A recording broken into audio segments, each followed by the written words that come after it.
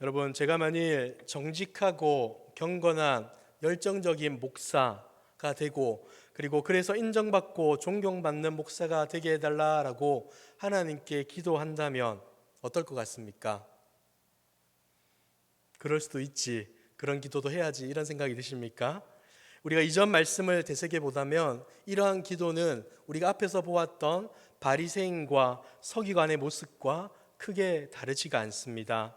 왜냐하면 자기의 의를 증명하려는 목적으로 기도하는 것이기 때문이겠죠. 제대로 된 목사라면 주님, 저를 통하여서 상처 입은 영혼이 치유받게 하시고 하나님의 의가 드러나게 하시고 주님의 복음이 선포되어 참 행복을 누리는 사람들이 많아지게 하시고 오직 하나님만 영광 받아 주십시오라고 기도하는 것이 참된 목회자, 올바른 목회자의 모습이 아닐까 생각합니다. 그러니까 목사뿐만 아니라 하나님의 은혜로 구원받은 우리 신자들은 자기의 의를 증명하는 것이 아니라 하나님의 의를 드러내며 살아가야 한다라는 것이 하나님이 우리에게 주신 말씀의 핵심이라고 볼 수 있다는 것이죠. 이제 우리 주님께서는 제자들과 우리들에게 구체적으로 어떻게 천국 백성으로 너희가 살아가야 하는지를 알려주고자 합니다. 오늘 우리가 보았던 마태복음 5장 21절에서부터 26절까지의 말씀은 살인하지 말라고 하는 그 계명과 관련된 메시지를 우리에게 전해줍니다. 먼저 21절 말씀을 같이 한번 보도록 하겠습니다. 같이 한번 읽겠습니다. 시작. 옛사람에게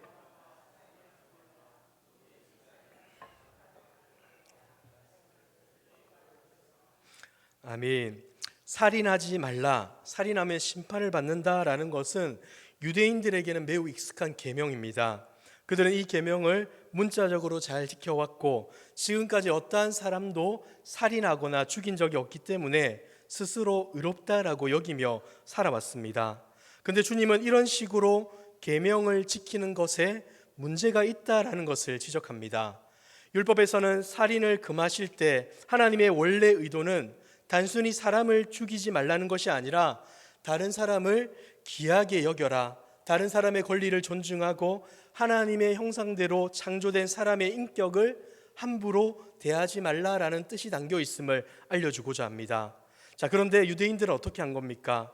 하나님의 이러한 의도에 대해서 깊이 생각하지 못했습니다. 형제를 미워하고 시기하고 질투하고 분을 품고 욕설도 하고 싸우긴 해도 사람만 죽이지 않으면 살인하지 말라는 계명을 잘 지킨 것이다 라고 스스로 생각한 것이죠. 이에 주님은 그들의 잘못된 생각을 바로잡기 위해서 22절에서 이렇게 말씀합니다. 우리 22절 말씀 또 같이 한번 읽도록 하겠습니다. 시작. 나는 너희에게 이르노니 형제에게 노하는 자마다 심판을 받게 되고 형제를 대하여 나가라 하는 자는 공회에 잡혀가게 되고 미련한 놈이라 하는 자는 지옥불에 들어가게 되리라. 한마디로 형제에게 분노하고 욕하기만 해도 살인과 동일한 죄를 짓는 것이다 라고 말씀해 주고 있는 것이죠. 여러분, 우리 주님께서는 왜 이렇게 말씀하셨을까요? 먼저 형제에게 노하는 자마다 심판을 받게 된다라고 하셨는데, 사실 분노한다는 것은 형제를 사랑하라는 하나님의 명령을 적극적으로 어긴 것이 됩니다. 분노하는 순간을 한번 떠올려 보십시오. 여러분들이 형제를 사랑해서 분노합니까? 그렇지가 않습니다. 다른 사람들을 미워하고 무시하기 때문에 분을 내는 것이죠. 분노는 그 안에 절제하지 못하게 하는 습성이 있습니다. 그래서 그 절제되지 않는 분노는 형제에게 상처를 주고 폭력으로 확산되기도 합니다. 또한 다른 사람에게 정신적으로 스트레스와 영적인 손상을 주며 결국에는 살인에 이르게까지도 만들 수가 있는 것이죠. 그래서 분노라는 것은 지극히 위험한 감정이다라는 것을 우리 주님은 지금 알려주고 있습니다. 그리고 실제로 다른 감정보다 분노는 그 파급력이 대단히 빠르고 광범위합니다. 분노할 때 보면 상대방에게만 피해를 주는 것이 아니라 우리 개인에게도 이 분노는 악영향을 미치게 됩니다. 뿐만 아니라 주변에 있는 사람에게도 고통을 안겨줄 때가 얼마나 많이 있습니까? 어떤 사람들이 화를 낼 때를 한번 떠올려 보십시오. 나에게 화를 내는 것도 아닌데 옆에 있다 보면 힘들고 불편하지 않습니까? 그 자리를 떠나고 싶고 이러한 분이 그만 멈췄으면 좋겠다라는 마음이 자동적으로 생기게 됩니다. 이렇듯 부정적인 감정은 신속하게 퍼지게 되고 다른 사람들을 힘들게 합니다. 그래서 하나님은 이러한 분노의 감정을 다스려야 한다, 절제해야 한다, 컨트롤해야 한다라고 우리에게 말씀해 주고 있습니다. 에베소서 4장 26절에 보면 에베소서 4장 26절에 보면 이렇게 말합니다. 우리 같이 한번 읽어볼까요? 시작. 분을 내어도 죄를 짓지 말고 해가 지도록 분을 품지 말아라. 분을 전혀 내지 않는 사람은 없을 겁니다. 하지만 설사 분을 내더라도 죄를 짓는 데까지는 나아가지 말고 하루 안에 그 분을 풀어야 한다라고 우리에게 말해주고 있는 것이죠. 야고보서 1장 19절에 보시면 이렇게 말합니다. 내 사랑하는 형제들아, 너희가 알지니 사람마다 듣기는 속히 하고 말하기는 더디하며 성내기도 더디하라. 분노가 늘 일어나지만 조금만 천천히 여유를 두어서 대답하고 말하는 습관을 가져라 라고 말씀해 주고 있는 겁니다. 살인하지 말라는 말씀을 문자적으로 지키는 것에 만족하지 말고 형제 사랑을 더 적극적으로 지키기 위해 분노의 감정까지도 잘 조절해야 한다라는 것이 주님이 지금 제자들에게 그리고 지금 우리에게 하고 있는 말씀입니다. 사실 살인은 죄이기보다 죄의 결과에 해당합니다. 분노, 욕심, 비난, 비방, 악의, 미움이라는 죄의 결과가 살인으로 나타나게 되는 것이죠. 그래서 사도 요한은 요한 1서 3장 15절에서 이렇게 말씀합니다. 그 형제를 미워하는 자마다 살인하는 자니 살인하는 자마다 영생이 그 속에 거하지 아니하는 것을 너희가 아는 바라. 형제를 미워하는 것이 바로 살인이 된다는 것입니다.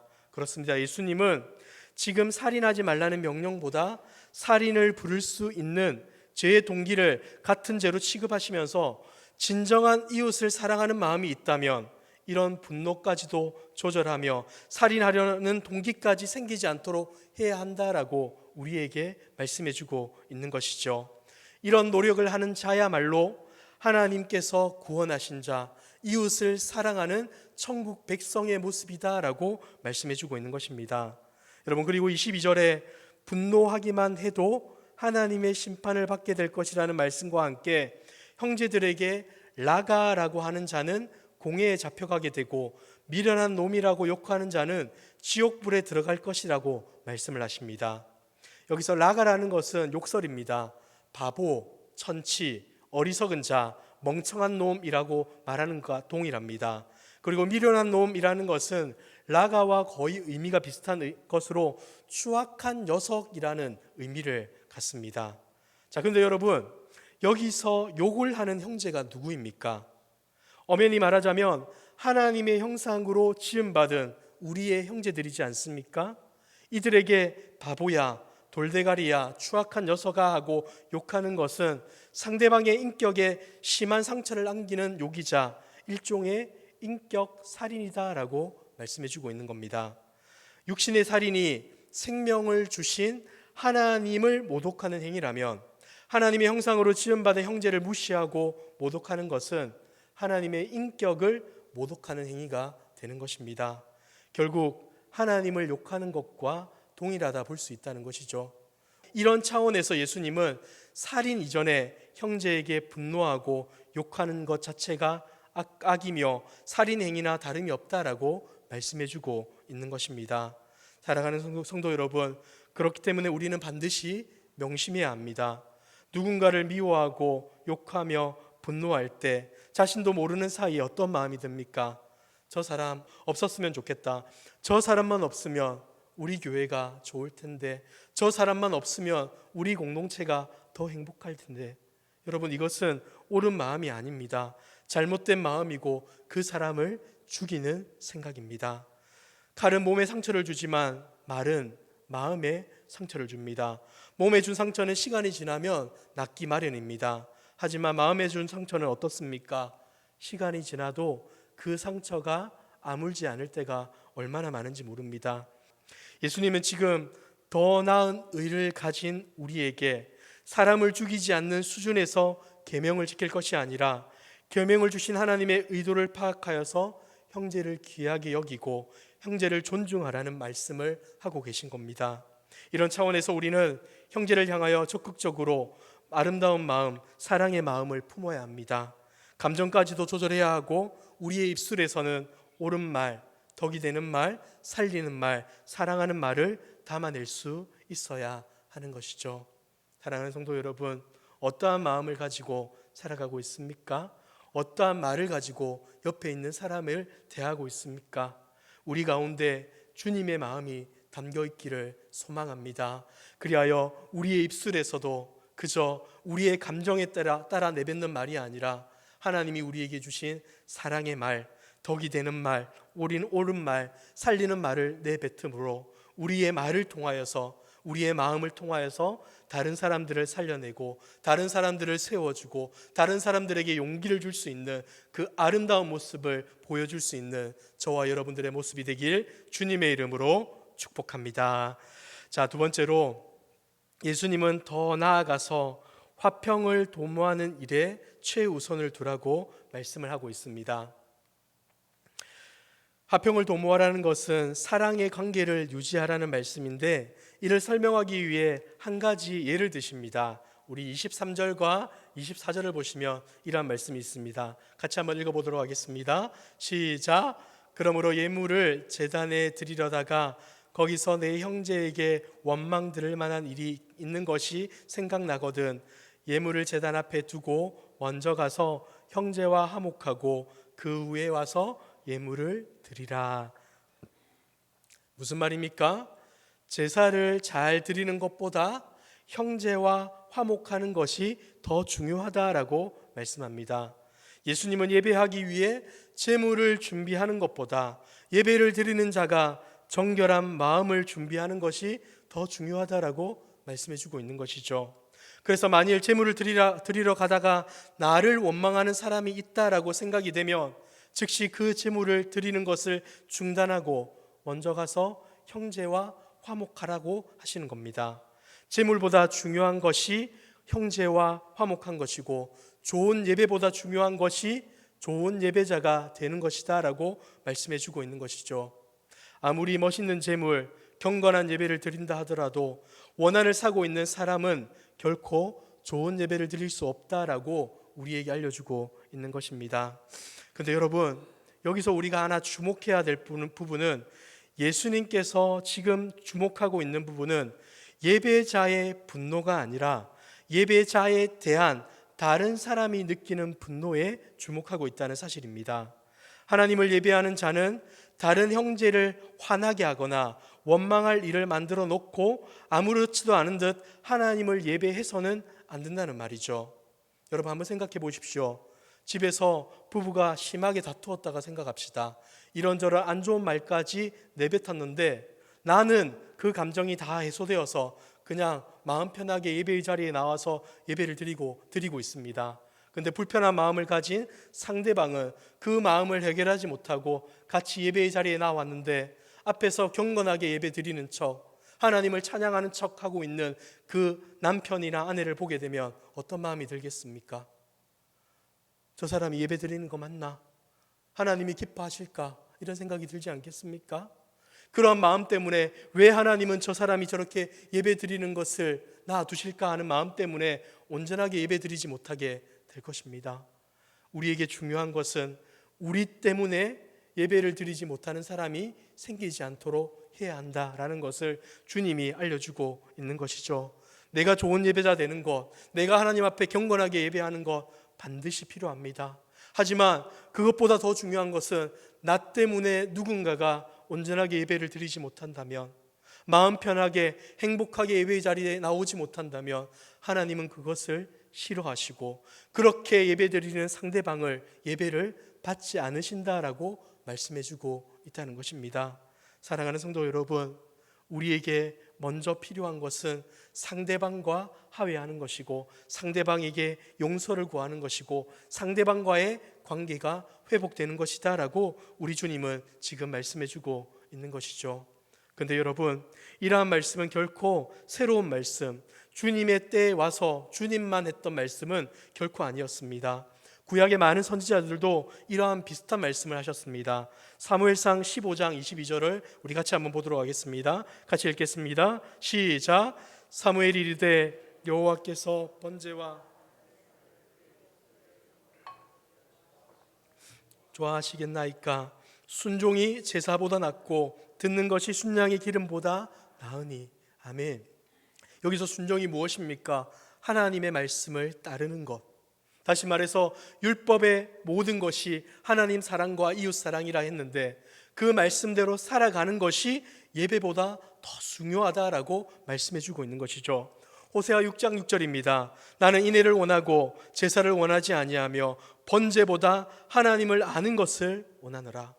하나님이 우리에게 말씀하시는 그 사랑을 깊이 알아서 그 사랑대로 살아가는 것을 하나님이 기뻐하시고 즐거워하는 것이지, 그러한 것은 하나도 하지 아니하고 그저 예배의 형식만을 갖춘다면 나는 그 예배를 기뻐하지 않는다라고 말씀해 주고 있는 것입니다. 미가서 6장 6절에서 8절을 보십시오. 같이 한번 읽어보도록 하겠습니다. 조금 길지만 같이 읽겠습니다. 시작. 내가 무엇을 가지고 여호와 앞에 나아가며 높으신 하나님께 경배할까? 내가 번제물로 1년 된 송아지를 가지고 그 앞에 나아갈까? 여호와께서 천천의 순양이나 만만의 강물 같은 기름을 기뻐하실까? 내 허물을 위하여 내 맏아들을 내 영혼의 죄로 말미암아 내 몸의 열매를 드릴까? 사람아, 주께서 선한 것이 무엇임을 내게 보이셨나니 여호와께서 내게 구하시는 것은 오직 정의를 행하며 인자를 사랑하며 겸손하기 내 하나님과 함께 행하는 것이 아니냐. 아멘. 오직 정의를 행하며 인자, 사람의 아들을 사랑하며 겸손하게 하나님과 함께 살아가는 것. 하나님께서는 우리의 삶을 예배로 받아주신다라고 말씀해주고 있는 것이죠. 성경에서 끊임없이 가르치는 것은 형제와 화목한 것이 헌금을 드리는 것보다 더 중요하다. 성전에서 드리는 그 어떤 예배, 예식도 성도 간의 화목이 이루어지지 않는다면 중단해야 한다라고 말씀해주고 있는 것입니다. 나는 사람 죽여본 적이 없어, 도둑질한 적 없어, 나는 율법을 잘 지키는 의로운 사람이야 라고 하면서 예배 시간마다 경건하게 찬양하는데 그 의롭다고 하는 나 때문에 누군가가 상처 입고 열등감 느끼고 고통당한다면 그 예배는 외식이 되고 만다는 것입니다. 하나님이 결코 받을 수 없는 예배가 된다는 것이죠. 내가 얼마나 의로운가가 중요한 것이 아니라 진정 나로 인하여 상처 입은 영혼은 없는가? 나는 다른 사람 형제들에게 사랑을 나누어 주고 있고 나와 화목을 이루고 있는가가 중요합니다. 예배의 행위 이전에 형제와 화평이 훨씬 더 중요하다라고 우리 주님께서 말씀하고 있는 것이죠. 그런데 물론 우리 중에 죄가 하나도 없고 다른 사람과 어려운 관계가 없는 사람은 존재하지 않을 것입니다. 우리는 완벽하지 않은 죄인이기 때문이죠. 그러나 기본적으로 우리의 중심에 어떤 마음이 있어야 됩니까? 주님, 제가 기억하지는 못하지만 저 때문에 상처 입은 영혼, 힘들어한 영혼이 있다면 용서해 주십시오. 진심으로 기도할 수 있어야 합니다. 또한 성령님께서 내 양심에 호소하시면서 화해하라. 내가 먼저 손 내밀고 용서를 구해라. 자존심 그만 세우고 먼저 무릎 꿇고 용서를 구하라 라고 말씀하신다면 머뭇거리지 말고 화해를 구하셔야 합니다.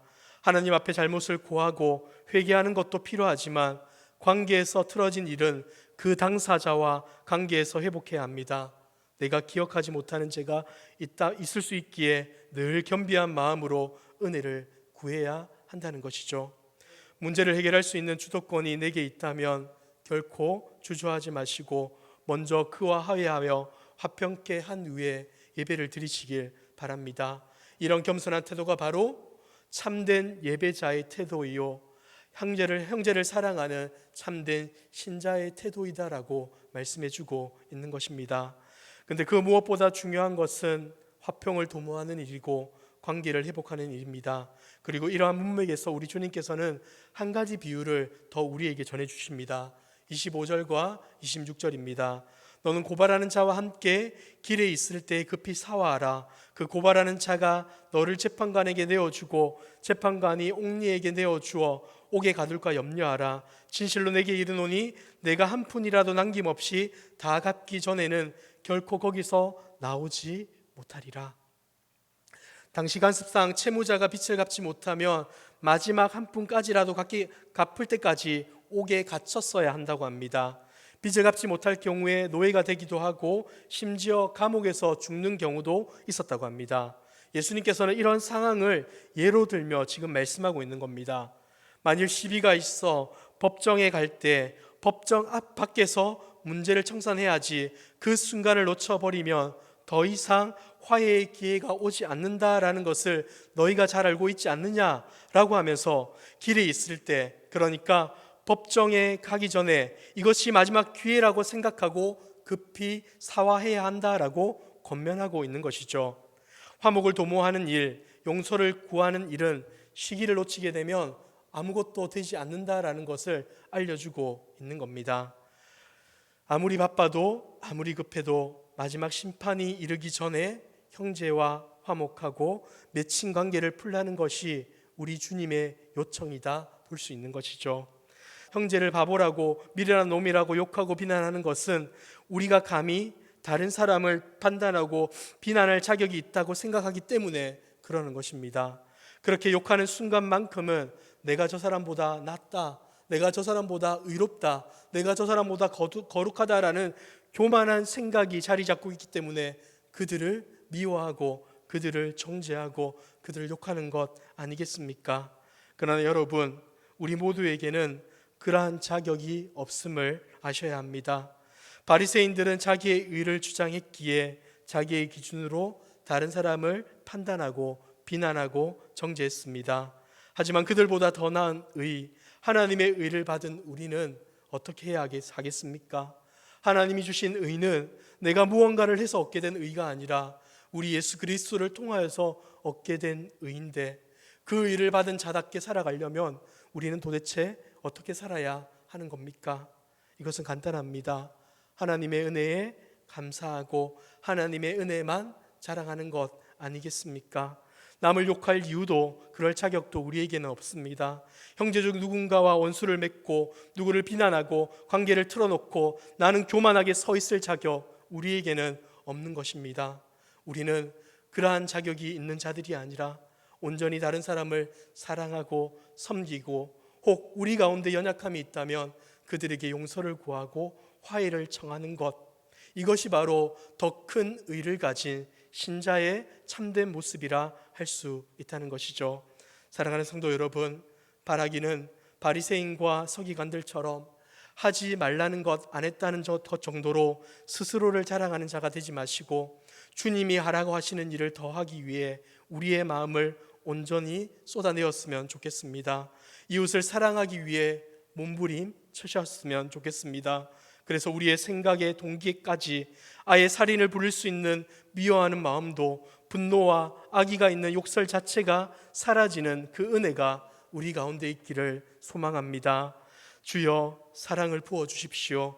주여 은혜를 부어주십시오. 미워하지 않게 하소서. 사랑하게 하옵소서. 내 입술에 파수꾼을 세워주옵소서.